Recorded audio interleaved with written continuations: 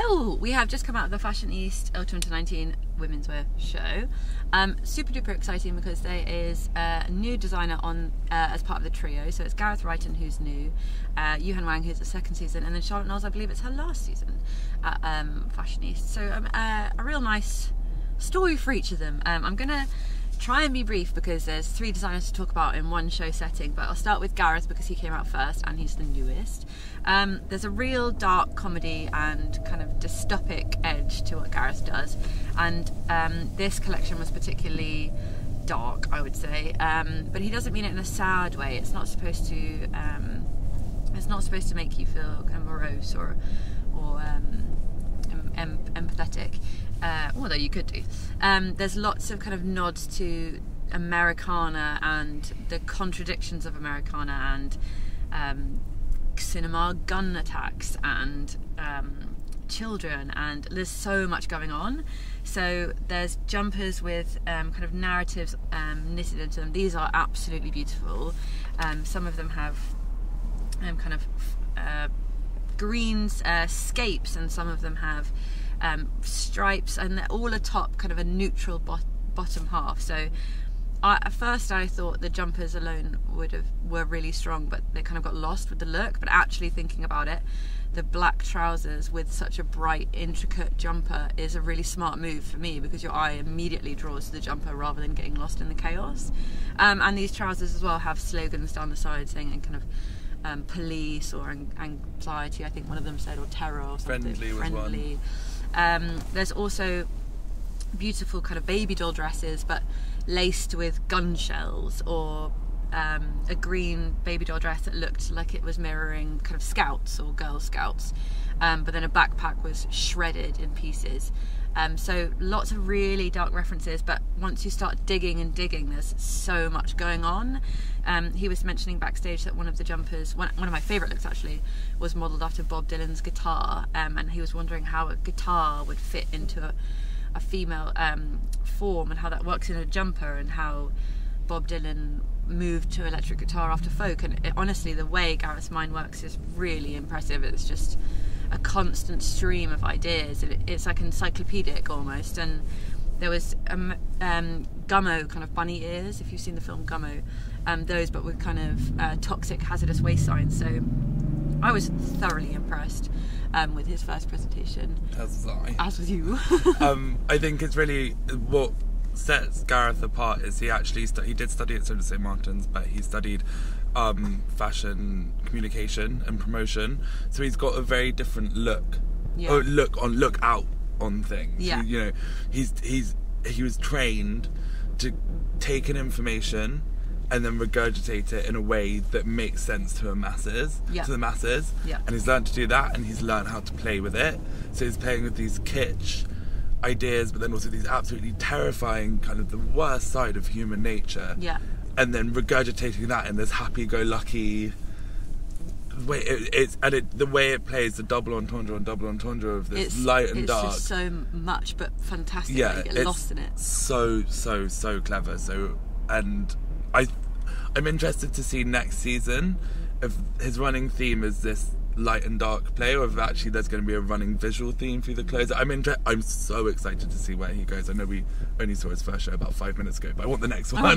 You know, I'm excited to see how he continues that. Is it more of a mental process that's aligned through, or is actually the shape really important? You know, it's just exciting. I really love those jumpers, and I feel like they're going to be really popular with the Fash Pack. Yeah, 100%. Super skinny arm and like prop little cardigans with. They're really super great. I love that idea that kind of a 19-year-old influencer might be wearing a jumper that's actually referencing like a sociopathic murderer who, like a famous homicide in America, and not knowing it. Yeah, it's really clever, and it's a great way to play and make everyone think. So yeah, congratulations, Gareth. And next up was Yuhan Wang, and she's particularly interesting because the way she works is really celebrating femininity, and it's much akin to Ryan Lowe in that it's unabashedly feminine, and she often says, I don't see any shame in dressing overtly feminine, and the opening line of her press release is softness is power, we don't need to dress like men, which I think is particularly interesting. She also kind of pulls upon East and West references because she comes from China. I think she was grew up in the Weihai. I'm butchering that pronunciation, I'm sure, and then studied at CSM. So it's a play on culture and how different cultures see women and see femininity. But last season was much more flowing, and this season was really kind of tight to the body with odd little strands dip, which is kind of becoming a signature of hers. She always works in pastels and silken tones, which kind of mimics female underwear, which I really like. And on the shoes there was that silky ruched, which kind of looked like you'd stretched a pair of knickers over your heels, which I thought was really fun. But certainly this season it felt for me much more wearable, much more thinking with consumer in mind. And I don't mean that as a sellout tactic, I just mean that there were at least 3 dresses that I was like, oh, I could wear that out, I could wear that to dinner, I could wear that to brunch, whereas before brunch, not that I'm lady to brunch, before it was very sheer and lots kind of draping and hanging off, and I think a lot of people would find it quite difficult it'd be great for editorials but not so great for the consumer, whereas this would work for both. And they mentioned in the press release that she's currently she joined Marnie as their junior ready-to-wear designer, and I think that is a match made in heaven. Both of them work in this fantasy, almost, there's a little bit of a tongue-in-cheek there when she's got kind of crocheted roses, but they look like cartoon roses, and I just think there's a really nice something in common. They have stuff in common. Marnie and Yuhan, I think, is a really wonderful match, and I'm really excited to see her next collection once she's done a bit more time at Marnie. She's only been there 2 months, and to see how that's influenced her work. I think when we all started seeing the influence of Balenciaga and Martine when she started there, and that was so wonderful. So it can't help but inform your work when you're surrounded by different designers. So I'm really interested to see how it informs her next collection. So I was really impressed. I thought it was a good step up. There's no doubt that she's incredibly talented. I can start with that because it's really hard to do, and they look simple. They look like she's just tied elastic bands around things, but actually there's incredible workmanship there. I think there wasn't much, in my eyes, much evolution, but there was improvement from last season for sure. And one thing actually that caught my eye, which was off the catwalk, was Maddie Osley, who casts Fashion East, was wearing one of them from last season. I had actually been a bit critical of last season, saying I don't get it, I don't know who would wear it, and she looked flawless in it. And actually seeing it off the runway really made me understand what was going on the runway. Yeah. And it's funny you said that, because we weren't sat next to each other. I almost text you being like, Maddie looks really good in Yuhan. Yeah, it's funny how sometimes just seeing it out of the context, you normally see things and can really change your mind on it, and actually seeing how great Maddie looked and how confident she was and the way it moved around her, I just thought it was really beautiful. And then seeing the show, I was like, oh, this is a woman that exists, this is where she's going to go, and she is incredibly talented. I would like to see more evolution, because also her Masters collection was very similar to last season, which was very similar to this season, but also she's incredibly talented at what she does, so she should enjoy it at the moment as well. Do you know what I mean? Yeah, you don't always have to run on to the next thing. I mean, we often ask for it because we are so excited of designers to do what they want to do, but sometimes it is nice just to be like, no, I'm honing this. Yeah, absolutely. And then last but not least was Charlotte Knowles. So Charlotte and her partner Alex. For me, this felt like this is kind of exactly what I've been wanting from Charlotte Knowles for a while now, and they're known for their lingerie-inspired shapes. There's lots of corsetry and shorts and belting and straps, and so many different layers, and this wonderful delicate floral print that kind of juxtaposes with this really tight strapping and shorts and cycling shorts.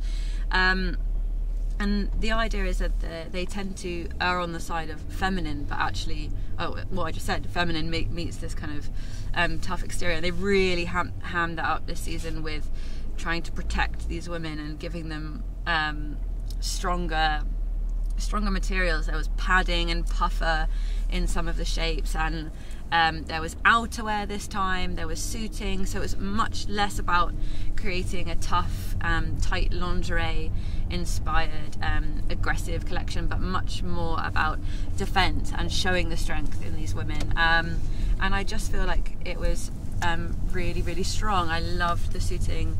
There was, to me, the strength alongside the suiting was the textures as well. There was a beautiful jumper with this kind of shaggy sleeve, and with underneath that is this aggressive, wonderful lingerie stylings, which is, we know to be so silky and smooth. And then you've got these melted combs, blown glass headpieces, and shiny silver magnets. So there's the sheeniness, then the tortoise shell. There's so many different kind of textures and sheens going on, and I mean that in the best way possible. So for me, this was really, really strong.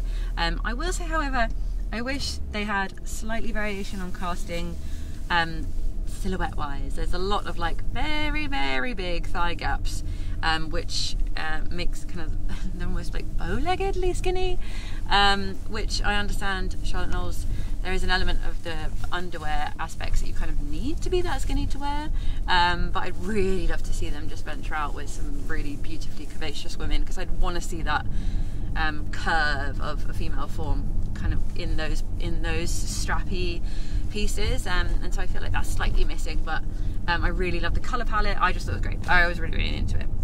Cal. I think the suiting, the stuff that she's not known for, I actually thought was her strongest this season. Yeah. I thought the suiting was really, really beautiful. I thought the outerwear was really lovely. But I understand that the devils are in the details with Charlotte, and actually, you know, but when you're saying that something's about practicality, I'd never see practicality in a tank top and a mini skirt. You know, but then I understand that when you get into the showroom, that it's all about pockets, and there is all of that thing, but just the communication side of it with the catwalk visuals don't always go along, and it takes me out of it a little bit. But also, these clothes aren't made for me. And they're not aimed for me. They're not meant to. Or they could be if I wanted to, but you know, they're not made for me. This is a very intelligent female designer designing for women and speaking directly to her customer. So that's my comment on it. But I understand that it's not for me. It never was. She wasn't thinking, what would Calum like today? Do you know what I mean? Dream. And you need designers designing for all different ranges of people. So I totally appreciate her work and what she's doing with her partner. But but the outerwear is very strong. Outerwear is great. I will say that I feel, in kind of a rebuttal to what you're saying, I feel like that what might have worked better is if they always have the layerable lingerie kind of cupping suspendery type looks with the cycling shorts always together, and I wonder if you kind of deconstructed that throughout the collection and saw those looks apart, you'd feel a bit more approachable towards them, because as they stand, they're beautiful, but they do have, and I said this before, this kind of, she's that girl in the corner of the club who you're like, oh my god, she looks so good, but I'm terrified of her. Yeah. For sure. She looks amazing, but she's really scary. And I feel like when you break up some of the kind of corset things, corset shapes that come down to almost thigh, if you had that with the trouser, or if you've broken that part from the slightly more underwear inspired looks, I wonder if that would kind of give you a bit more scope to see how the average Joe would put it in their wardrobe, or would feel about it. I don't know. I was very smitten, and I think it was really strong. But for me, it's the casting that lets the fashion down. For sure. But congratulations to all the designers, and to Lulu and Natasha. Yes, congratulations both of you. Fashionista, you've absolutely knocked out the park this season in my mind. Thank you guys for watching so very much. We'll see you guys soon, and stay tuned for more.